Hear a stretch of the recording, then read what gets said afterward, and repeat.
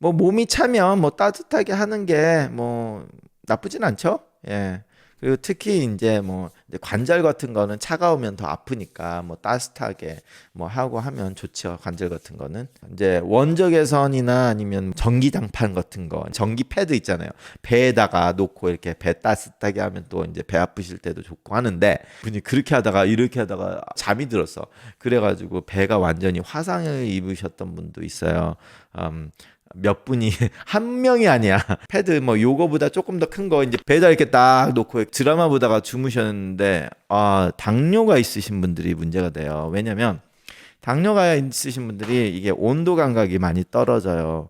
그러다 보니까 이 패드가 좀 뜨거운 패드가 있어요. 조절이 너무 뜨겁게 되는. 당뇨가 심하지 않아서 이걸 뜨겁다는 걸 느끼면 아무리 자다가 있어도 이걸 움직여가지고 들썩들썩 해요. 뜨거우니까. 들썩들썩 하다 보면 화상이 안 입어요.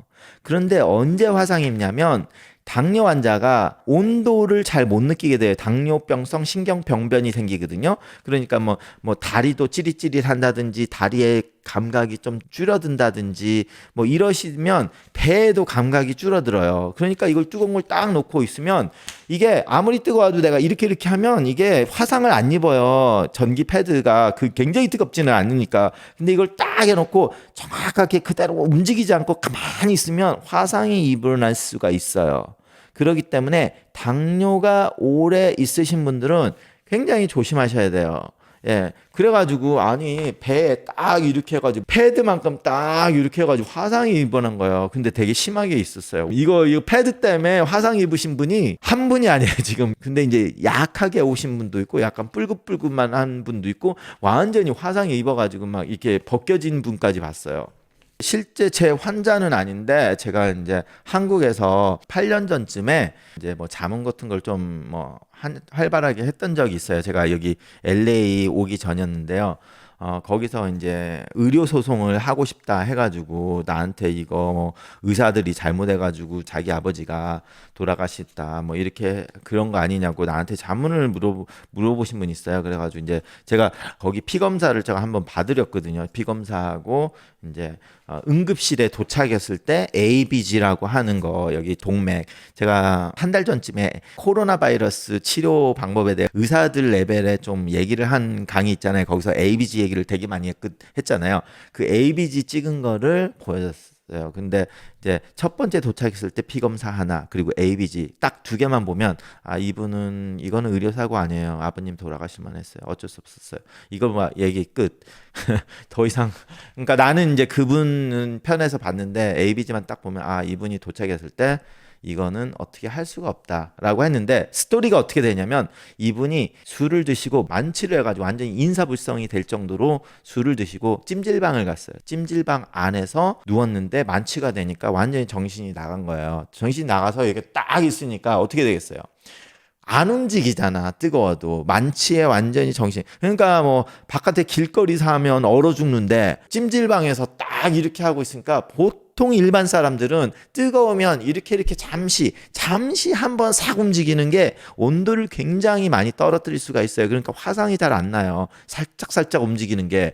근데 완전히 만취돼 가지고 딱 이렇게 가지고 부동자에서 하나도 안 움직이고 딱 혼수 상태처럼 그냥 주무시잖아요.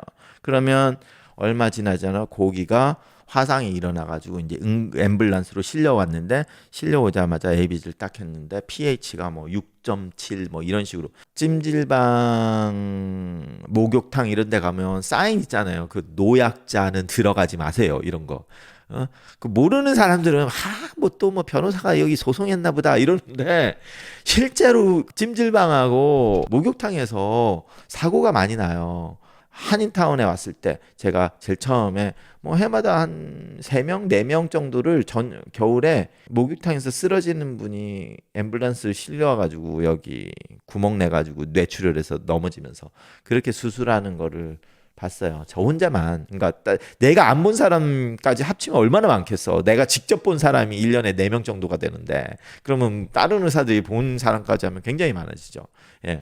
그러니까 연세 드신 분들은 목욕탕 갔을 때 되게 조심하셔야 돼요. 나이가 드시면 이게 혈관이라고 생각을 해보세요. 쭈글쭈글 해가지고 이게 쭉 퍼질 수가 있어요. 뜨끈뜨끈하면 또 혈관이 이렇게 풀어질 거 아니에요. 그런데 확 일어나면 다리에 있는 혈관들이 이렇게 들어지면 피가 싹 밑으로 쏟아지잖아요. 그럼 일시적으로 내가 확 일어났을 때 피가 밑으로 쏠리니까 위로 올라가는 피가 일시적으로 적어져서 허혈이 생겨요. 그러면 일시적으로 정신이 혼미가 와요. 1초만 혼미가 오면 쓰러지는 거예요. 1초 동안 정신을 잃었다고 생각해 보세요.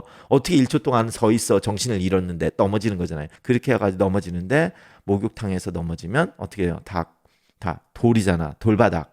그러니까 머리 깨가지고. 그래가지고 그 탕에서 오래 있으시면 안 돼요. 연세 드신 분들은. 그러니까 이렇게까지 올라오지 말고 만약에 나는 목욕탕을 진짜 좋아한다. 그러면 오래 있지 말고 나오셔서 천천히 일어나셔야 돼요. 아니면 일어나지 말고 앉아서 한 3, 4분 또 앉아 있다가 발만 담그고 앉아 있다가 일어서. 그래서 이제 하라는 게 반신욕을 하라는 말이 나온 게 반신욕을 하면 아무래도 내 체온이 많이 올라가지가 않으니까 그런 일이 덜 있죠. 그렇지만 안 일어나진 않아요. 왜냐면 다리는 뜨끈뜨끈하기 때문에 이렇게 풀릴 수가 있거든요. 그러니까 그것도 좀 조심하셔야 돼요.